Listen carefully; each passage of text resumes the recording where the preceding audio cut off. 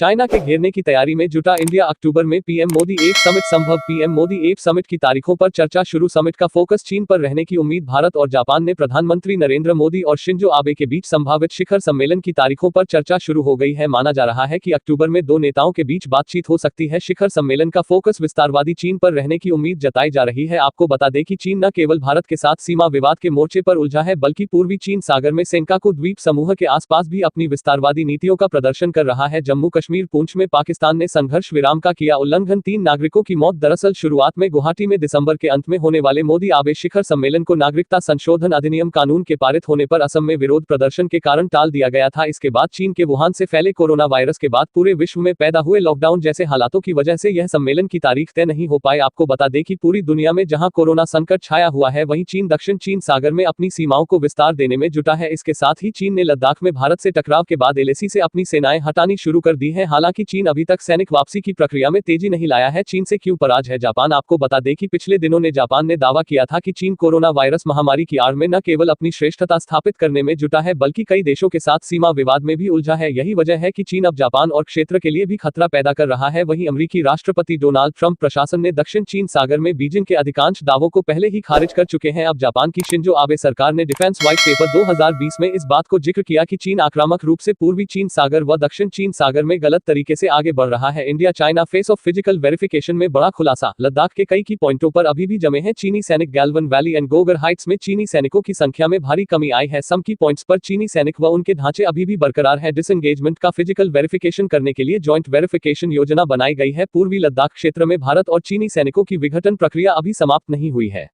इस बीच भारतीय सेना के फिजिकल वेरिफिकेशन में खुलासा हुआ है कि हॉट स्प्रिंग्स, पैंगोंग त्सो और डेपसांग प्लेन्स एरिया फिंगर 4 और 5 में कई पॉइंटों पर चीनी सैनिकों की मौजूदगी बरकरार है। कुछ पॉइंटों पर एलएसी के अंदर चीनी सैनिकों द्वारा बनाए गए ढांचे भी अभी मौजूद हैं। हालांकि चीनी सैनिकों की संख्या कई स्थानों पर कम हो गई है। गालवान घाटी और गोगरा हाइट्स में चीनी सैनिकों की संख्या में भारी कमी आई है। पैंगोंग त्सो में डिसएंगेजमेंट की प्रक्रिया जारी है। फिंगर 5 और फिंगर 4 की हाइट्स पर चीनी सैनिकों की मौजूदगी के कारण भारतीय सेना फिंगर 2 और 3 से आगे नहीं बढ़ पाई है। इस बात को ध्यान में रखते हुए इस एरिया में सेना पूरी तरह से अलर्ट मोड में है। भारतीय सेना ने चीनी सैनिकों को सभी क्षेत्रों से पीछे हटने को कहा है। सेना के फिजिकल वेरिफिकेशन से इस बात का पता चला है कि पेट्रोलर पॉइंट -15 और हॉट स्प्रिंग्स एरिया में चीनी टेंट और ढांचे एलएसी के 2 किलोमीटर अंदर तक अभी भी बरकरार हैं। इसके अलावा हॉट स्प्रिंग, पैंगोंग त्से और डेपसांग चीनी टुकड़ी मौजूद हैं। यह मुद्दा चौथे चरण के कोर कमांडर लेवल की बातचीत में उठाया गया था। वहीं दोनों देशों के बीच विश्वास निर्माण को बढ़ाना देने के लिए इस बात पर सहमति थी कि हॉट स्प्रिंग्स पर तैनात सैनिकों की संख्या को दोनों तरफ से 50 तक लाने की जरूरत है। जहां तक डेपसांग एरिया की बात है तो मैं यहां पर चीनी सैनिक एलएसी की बिल्कुल करीब है। डेपसांग में बॉटलनेक पॉइंट एलएसी के अंदर भारतीय एरिया में है। बॉटलनेक पॉइंट सेना के नियंत्रण में है, लेकिन इस क्षेत्रों में चीनी सैनिक कभी भी बाधाएं खड़ी कर सकती हैं। अभी तक 4 बार संपन्न कोर कमांडर स्तरीय वार्ता में विवादित क्षेत्र में 2 से 3 किलोमीटर की दूरी पर सेनाओं की मौजूदगी पर सहमति बनी है। दोनों पक्ष अगले महीने तक पैदल गश्त न करने पर भी सहमत हुए हैं। जानकारी के मुताबिक अगले सप्ताह विघटन के एक संयुक्त सत्यापन की योजना बनाई गई है।